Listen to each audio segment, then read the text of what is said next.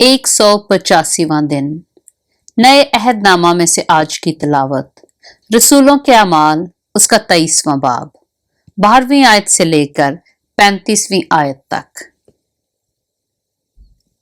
जब दिन हुआ तो यहूदियों ने एका करके और लानत की कसम खाकर कहा कि जब तक हम पौलुस को कत्ल ना कर लें ना कुछ खाएंगे ना पिएंगे।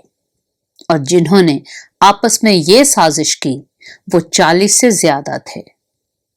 बस उन्होंने सरदार काहिनों और बुजुर्गों के पास जाकर कहा कि हमने सख्त लानत की कसम खाई है कि जब तक पौलुस को कत्ल ना कर लें कुछ ना चखेंगे। बस अब तुम सदर अदालत वालों से मिलकर पलटन के सरदार से अर्ज करो कि उसे तुम्हारे पास लाए, गोया तुम उसके मामला की हकीकत ज्यादा दरियाफ्त करना चाहते हो और हम उसके पहुंचने से पहले उसे मार डालने को तैयार हैं। लेकिन पौलुस का भांजा उनकी घात का हाल सुनकर आया और किला में जाकर पौलुस को खबर दी। पौलुस ने सूबादारों में से एक को बुलाकर कहा, इस जवान को पलटन के सरदार के पास ले जा, ये उससे कुछ कहना चाहता है। बस उसने उसको पलटन के सरदार के पास ले जाकर कहा कि पौलुस कैदी ने मुझे बुलाकर दरखास्त की कि इस जवान को तेरे पास लाऊं कि तुझसे कुछ कहना चाहता है। पलटन के सरदार ने उसका हाथ पकड़कर और अलग जाकर पूछा कि मुझसे क्या कहना चाहता है। उसने कहा, यहूदियों ने एका किया है कि तुझसे दरखास्त करें कि कल पौलुस को सदर अदालत में लाए, गोया तू उसके हाल की और भी तहकीकात करना चाहता है। लेकिन तू उनकी ना मानना। उनमें 40 शख्स से ज्यादा उसकी घात में हैं, जिन्होंने लानत की कसम खाई है कि जब तक उसे मार ना डालें ना खाएंगे ना पिएंगे। और अब वो तैयार हैं, सिर्फ तेरे वादा का इंतजार है। बस सरदार ने जवान को यह हुक्म देकर रुखसत किया कि किसी से ना कहना कि तूने मुझ पर यह जाहिर किया।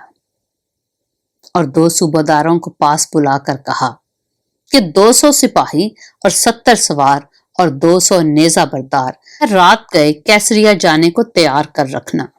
और हुक्म दिया कि पौलुस की सवारी के लिए जानवरों को भी हाजिर करें ताकि उसे फीलिक्स हाकिम के पास सही सलामत पहुंचा दें। और इस मजमून का खत लिखा,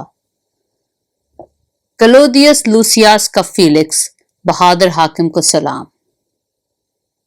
इस शख्स को यहूदियों ने पकड़कर मार डालना चाहा, मगर जब मुझे मालूम हुआ कि यह रूमी है तो फौज समेत चढ़ गया और छुड़ा लाया।